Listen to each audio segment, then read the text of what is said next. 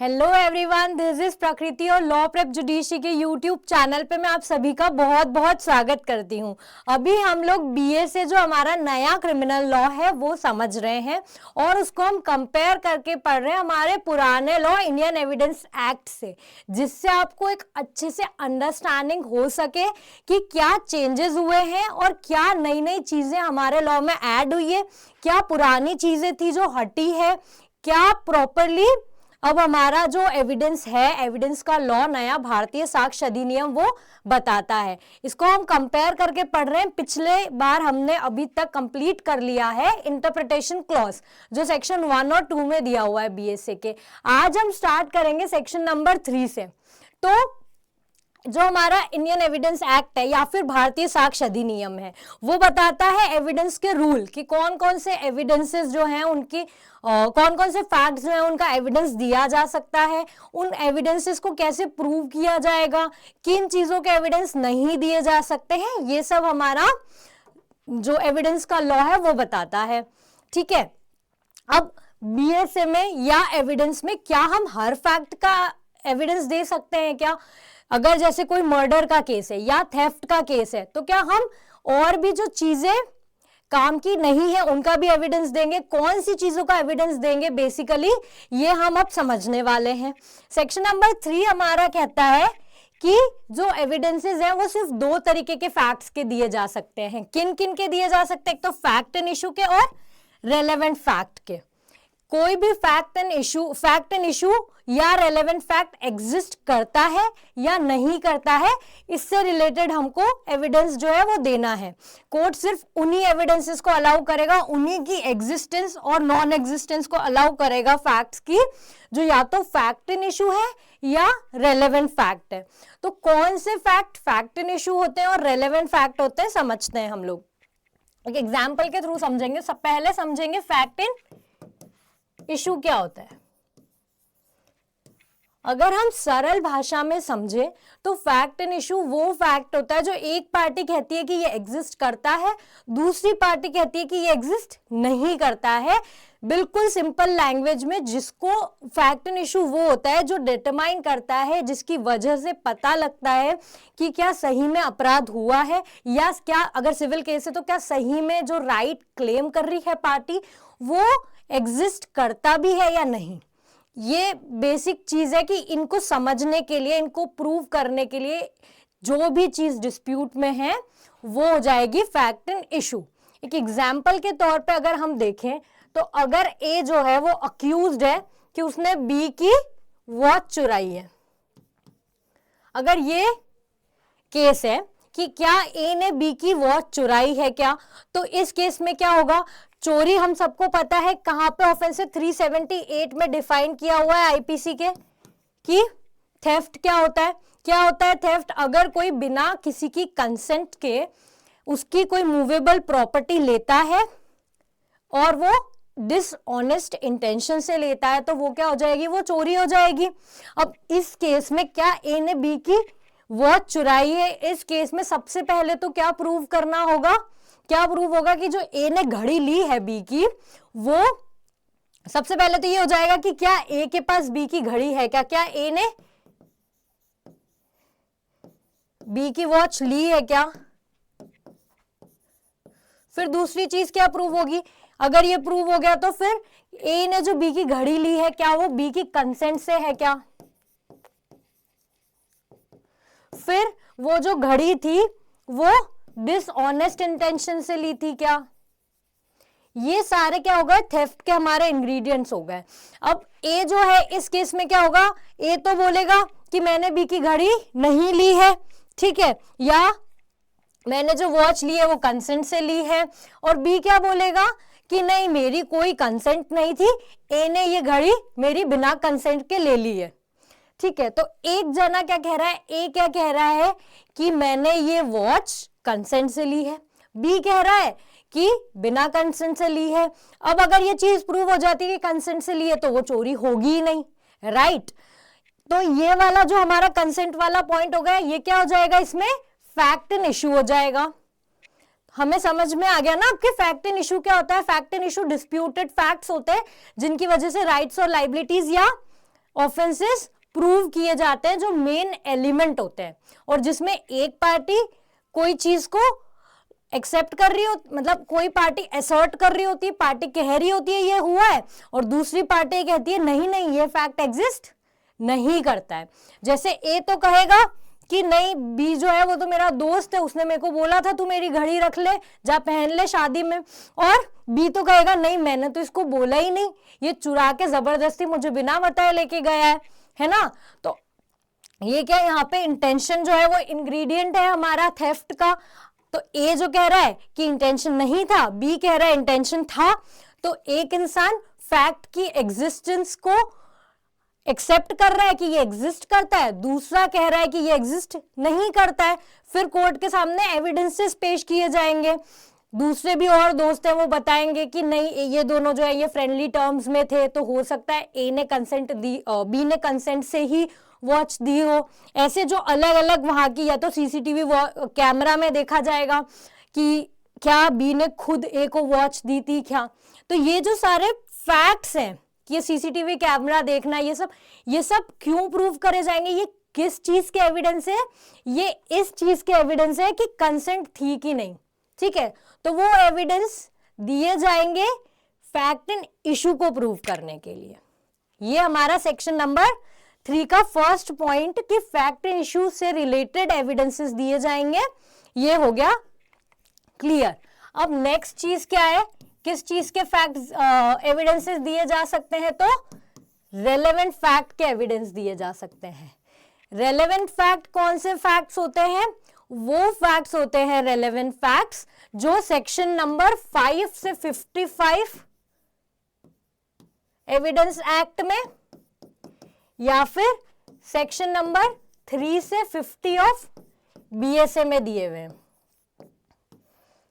जो हमारा लॉ है एविडेंस का वो क्लियरली बता देता है कि कौन कौन से फैक्ट जो है वो रेलेवेंट फैक्ट होंगे। रेलेवेंट फैक्ट अगर हम इन जनरल देखें तो वो फैक्ट्स होते हैं जो फैक्ट एंड इशू को प्रूव करने में मदद करने वाले फैक्ट्स होते हैं। ठीक है, इसको हम एक एग्जाम्पल से देखते हैं। जैसे यही वाला एग्जाम्पल लेते हैं कि क्या ए ने बी की घड़ी चुराई है क्या। फॉर एग्जाम्पल ये एलिगेशन है कि 20 तारीख को ए ने बी की वॉच चुराई थी, राइट। ए अगर ये प्रूव कर देता है, एक हमारा relevant fact section number 11 Indian evidence act में है प्ली ऑफ एलिबाई का।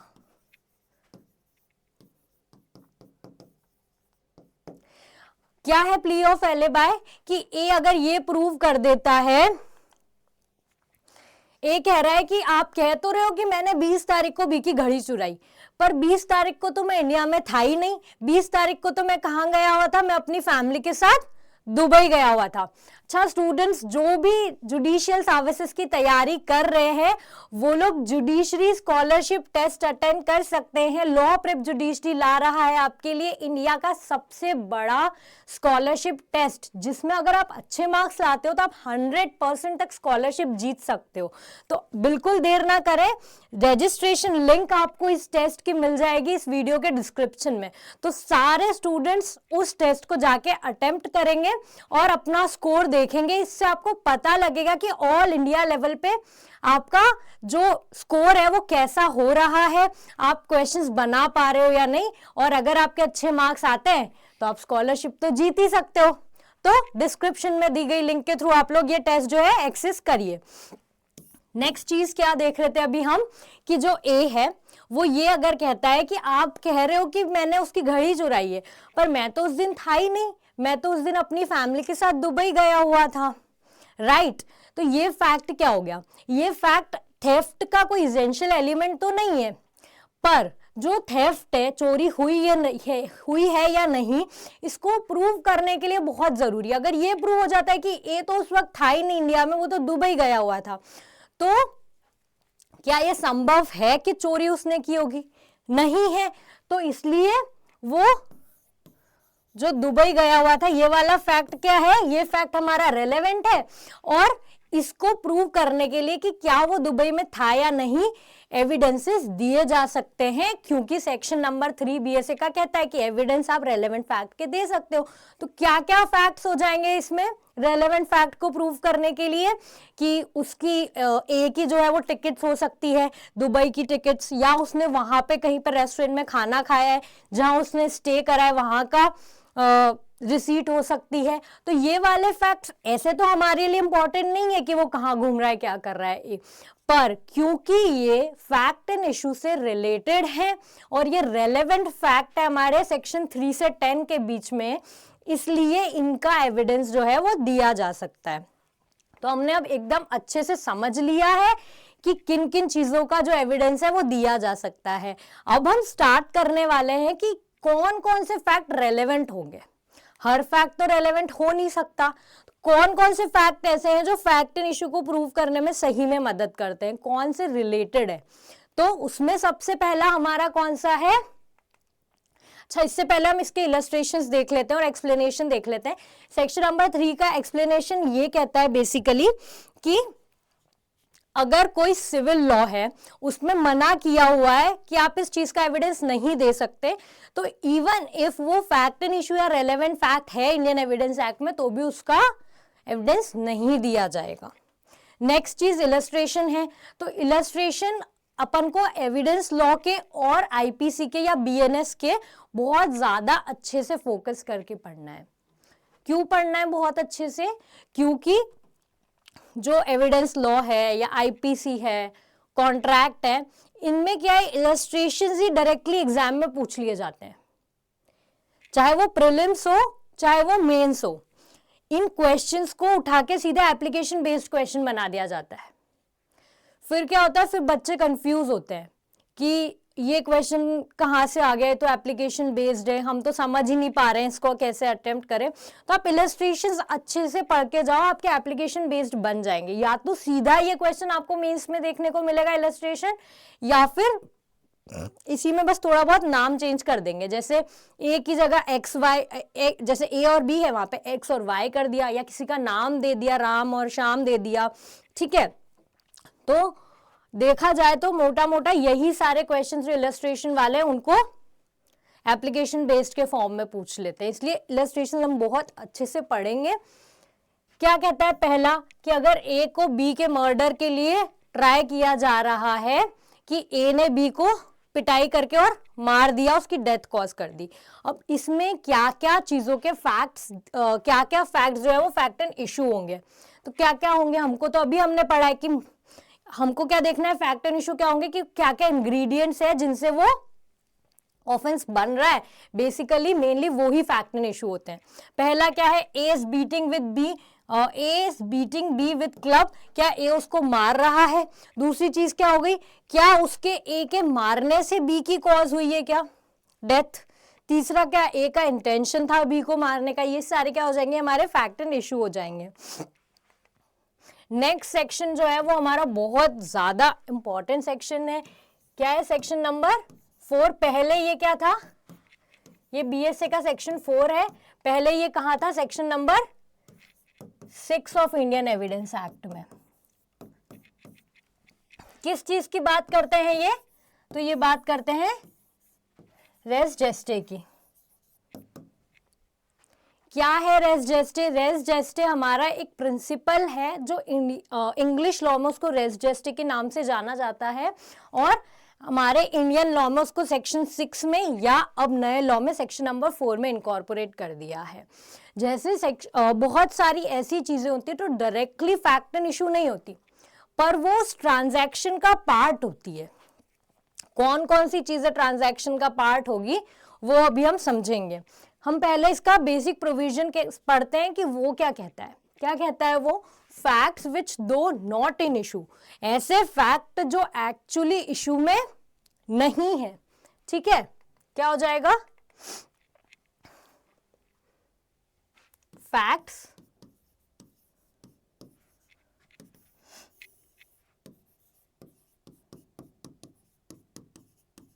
जो इशू में नहीं है।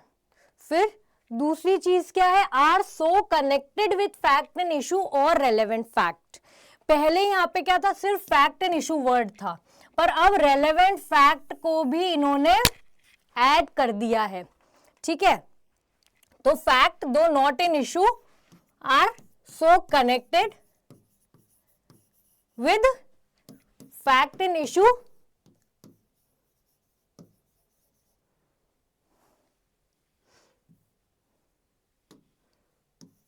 or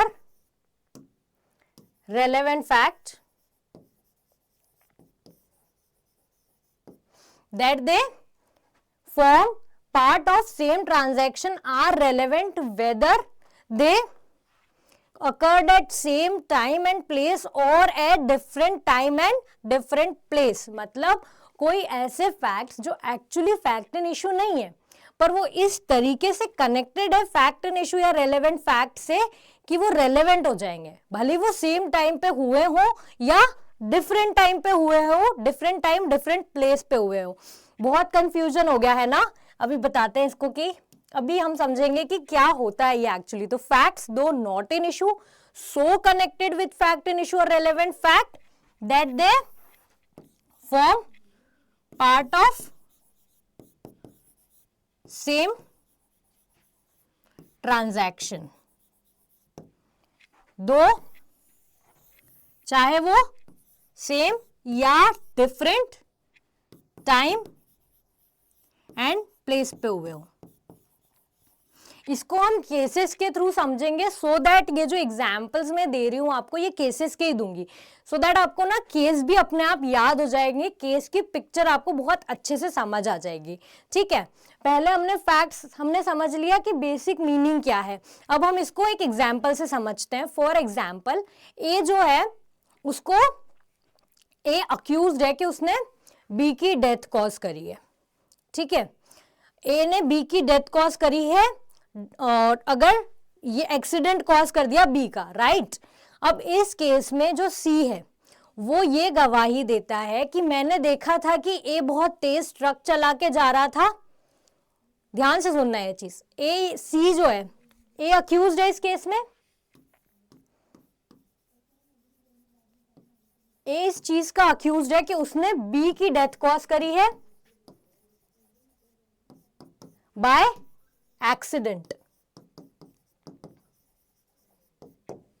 right. अब इस केस में सी जो है वो ये गवाही देता है कि मैंने देखा था कि ए बहुत तेज गाड़ी चला के जा रहा था और फिर जब मैं आगे पहुंचा तो सी ने जो बी है, जो डिसीज्ड है, जो मर गया है, उसने मुझे बताया कि मेरी डेथ ए ने कॉज करी है।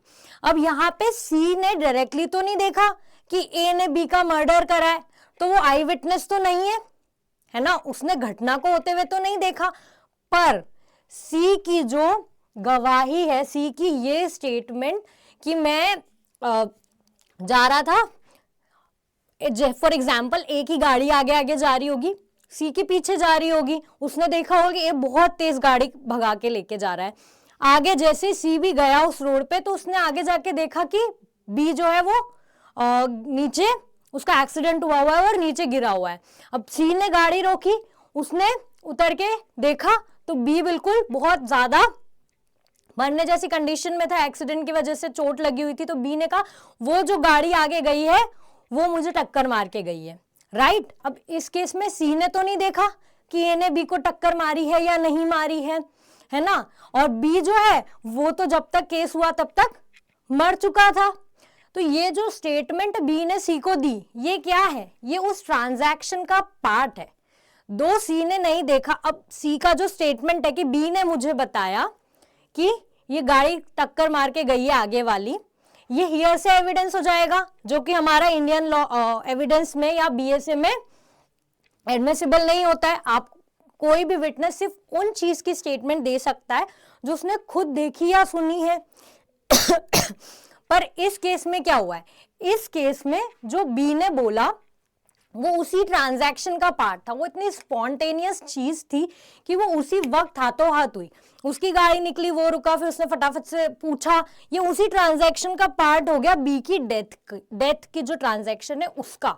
इसलिए बी की जो स्टेटमेंट सी को बोली गई थी और सी जो स्टेटमेंट ये दे रहा है कोर्ट में, ये एडमिसिबल हो जाएगी किसमें, सेक्शन नंबर 6 के अकॉर्डिंग।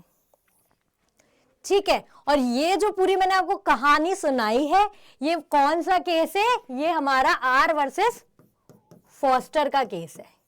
ठीक है, जो कि बहुत ही इंपॉर्टेंट केस है हमारा सेक्शन नंबर 6 रेस जेस्टे का। क्या प्रिंसिपल हेल्ड हुआ इसके अंदर, ये हेल्ड हुआ कि सेक्शन नंबर 6 या अब वाला जो सेक्शन नंबर 4 है बीएसए का, क्या है वो एक्सेप्शन है हियर से रूल का। मतलब आप किसी और की सुनी हुई बात कोर्ट में नहीं कह सकते जाके, पर अगर वो उसी ट्रांजैक्शन का पार्ट है तो आप जाके दे सकते हो। ठीक है, सेक्शन 6 में अगर वो ट्रांजैक्शन का पार्ट बन रहा है तो वो एडमिसिबल हो जाएगा। राइट, और एग्जाम्पल समझेंगे हम ताकि आपको एकदम क्लियर हो जाए कि ट्रांजैक्शन का पार्ट होता क्या है। ट्रांजैक्शन से हम समझते हैं वैसे भी सेम ट्रांजैक्शन में कि कोई भी इवेंट है वो चेन ऑफ इवेंट, मतलब कोई भी एक एक्ट है ना, वो चेन ऑफ इवेंट से बनता है। उसके आसपास की रेस जेस्टे का बेसिक मीनिंग ये होता है कि किसी भी फैक्ट की आसपास की चीजों को कंसीडर करना, वही उसका रेस जेस्टे होता है। ठीक है, एक और एग्जाम्पल से हम समझते हैं, जैसे कि ए है, उसने बी को मारा, बहुत तेज डंडे से वो बी को मार रहा है। अब बी को पूरा खून में हो गया, आसपास से लोग देखने आ गए भागते भागते। अब बी चिल्ला चिल्ला के अगर कह रहा है कि ए ने मुझे मारा, ए ने मुझे मारा, या फिर जो साइड वाले लोग हैं है ना, वो चिल्ला रहे हैं, तो वो वाली चीज क्या हो गई, वो ट्रांजैक्शन का पार्ट हो जाएगी। राइट, ऐसे ही ट्रांजैक्शन के पार्ट वाली चीज एक और इंपॉर्टेंट केस है हमारा इंडियन एविडेंस एक्ट का, जो अभी हम समझने वाले हैं। नेक्स्ट केस हम कौन सा समझेंगे, रेटन वर्सेस क्वीन का केस।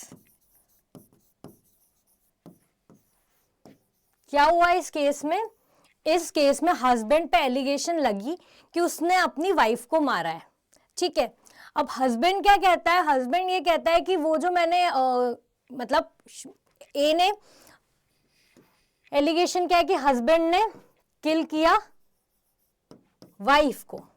राइट, हस्बैंड ये कहता है कि वो तो एक्सीडेंटली मुझसे गोली चल गई थी, मैंने जानबूझ के गोली चला के अपनी वाइफ को नहीं मारा, ये डिफेंस ले रहा है हमारा हस्बैंड। अब इस केस में क्या हुआ कि जब डेथ कॉज हुई, जब उस लेडी को शूट करा गया, उससे जस्ट पहले उस लेडी ने कॉल किया पुलिस को और ये बोला कि मुझे इमीडिएटली पुलिस से कनेक्ट करवाओ। ठीक है, पर वो कनेक्ट करवाते उससे पहले ही शूट कर दिया और ये जो चीज है उस लेडी का एड्रेस वहां पे पहुंच गया। अब पुलिस आई, पुलिस ने देखा लेडी को, लेडी तो डेड है। अब जब ये हस्बैंड डिफेंस ले रहा है हस्बैंड कि एक्सीडेंटली मैंने मारा है, तो ये फैक्ट कि उस लेडी ने मरने से पहले पुलिस को कॉल करा था, ये रेलेवेंट हो जाएगा। क्यों, क्योंकि ये वाला उसकी डेथ का ट्रांजैक्शन का पार्ट बन गया है। राइट, वो उसी स्पॉन्टेनियस मोमेंट में हुआ है, तो वो क्या हो गया, वो ट्रांजैक्शन का पार्ट हो गया।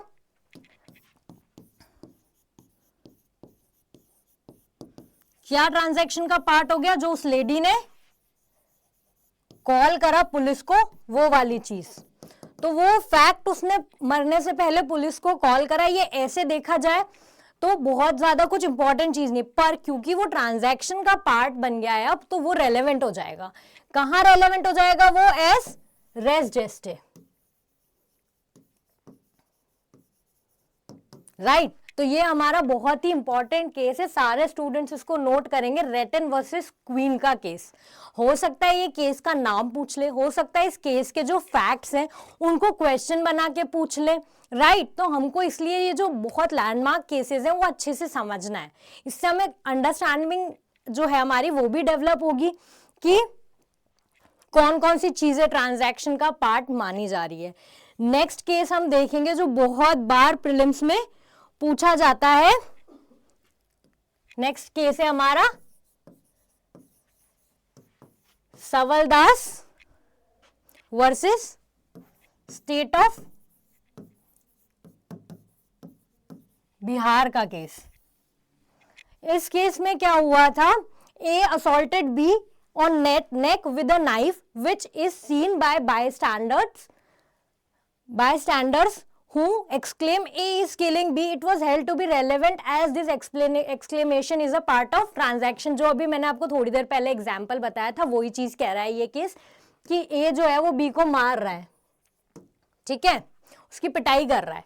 अब आसपास खड़े हुए लोग अगर चिल्ला रहे हैं कि ए जो है वो बी को मार रहा है, ए जो है वो बी को मार रहा है, तो ये जो एक्सक्लेमेशंस है उन लोगों की वो क्या हो जाएगी, वो सेम ट्रांजैक्शन का पार्ट हो जाएगी और वो रेलेवेंट हो जाएगी। तो ये जो केस है सवलदास वर्सेस स्टेट ऑफ बिहार, ये प्री में बहुत बार पूछा गया है। ये पूछते हैं कि सवलदास वर्सेस स्टेट ऑफ बिहार जो है वो कौन से सेक्शन से रेलेवेंट, ठीक है, तो कौन से सेक्शन से रिलेटेड है ये। अगर इंडियन एविडेंस एक्ट का देखें तो सेक्शन 6 और नए लॉ का देखें तो सेक्शन 4। तो ये केस सबको अच्छे से समझ लेना है कि क्या कहता है। एक और केस हम देखेंगे इसमें जो बहुत ही फेमस है वो है आर वर्सेस बेडिंगफील्ड का। आर वर्सेस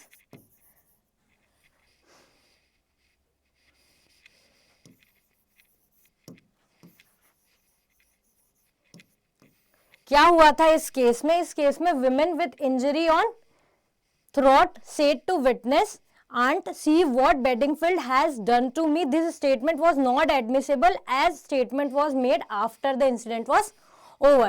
ठीक है, इस केस में क्या हुआ, इस केस में एक लेडी है, फॉर एग्जाम्पल हम ले लेते हैं ए, ठीक है, ए क्या करती है, उसका गला कट जाता है, ठीक है, वो अपनी आंटी को कहती है, जब खत्म हो गया ट्रांजैक्शन उसके बाद जाके कहती है घर जाके कि आंटी देखो बी ने मेरे साथ क्या कर दिया है।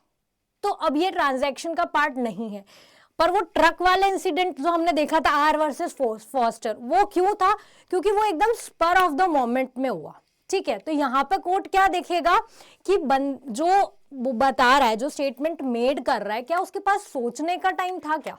अब जैसे इस केस में थ्रॉट वाले में है कि एक ही थ्रॉट जो है वो कट गई, राइट, फिर उसके बाद वो जाके अपनी आंटी को कह रही है कि देखो मेरा बी ने जो है वो मेरा यहाँ पे कट लगा दिया नेक पे, है ना। तो यहाँ पे हो सकता है ए जो है उसके पास सोचने का टाइम हो, फिर उसने जाके झूठ बोला है।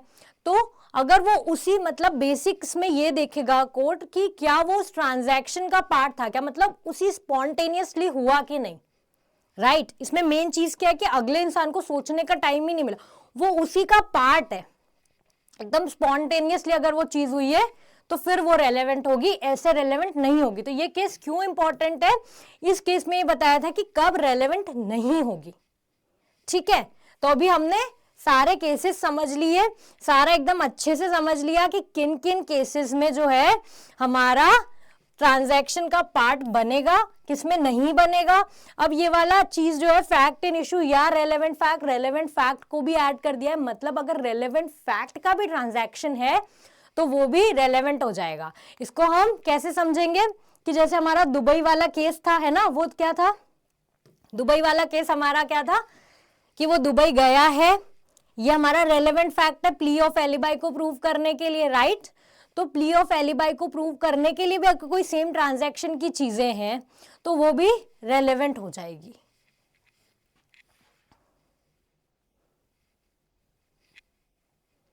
अब हम इसके एग्जाम्पल्स देखते हैं, क्योंकि एग्जाम्पल्स ही डायरेक्टली क्वेश्चन में पूछ लिए जाते हैं। पहला एग्जाम्पल क्या है, A is accused of murder of B by beating him, whatever was said और डन बाय ए और B by bystanders at the beating so shortly before और after it part of transaction हो जाएगा।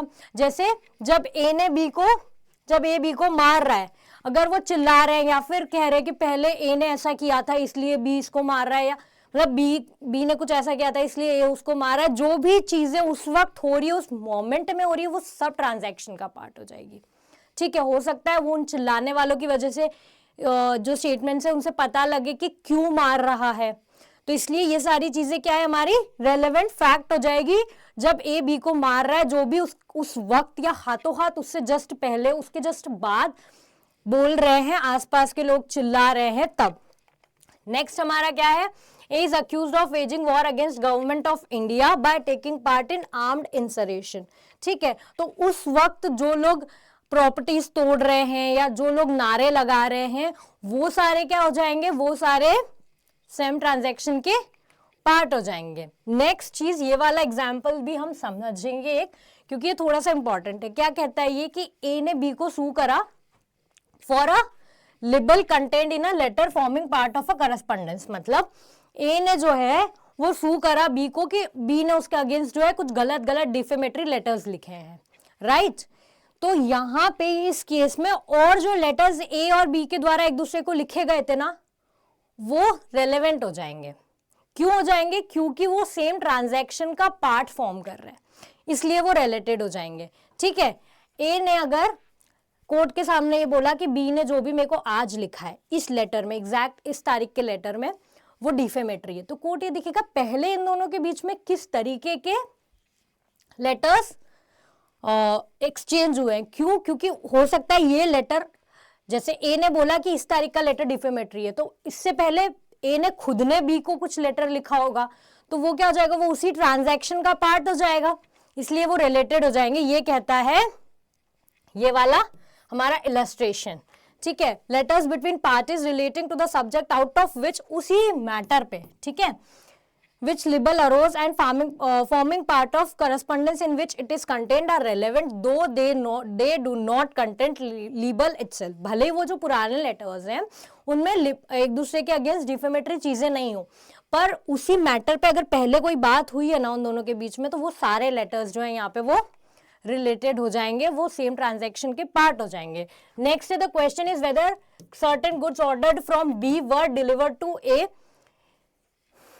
the goods were delivered to several intermediary persons successfully, each delivery is a relevant part। ये तो simple सा है कि अगर ए ने बी को कोई गुड्स डिलीवर करता है, अब वो डिलीवरी नहीं हुई अगर ये क्लेम कर रहा है, तो और भी लोगों को बीच में डिलीवर करने थे, क्या उन सबको डिलीवर हुए हैं या नहीं, ये एक ट्रांजैक्शन का पार्ट हो जाएगा। तो ये हमने समझ लिया हमारा सेक्शन नंबर 3 और 4 BSA का। अब हम आगे के समझेंगे 5, 6 और जो भी 3 से 50 तक के हैं। ये मोस्ट इंपॉर्टेंट सेक्शन है, इनको हम एकदम अच्छे से समझेंगे। Thank you.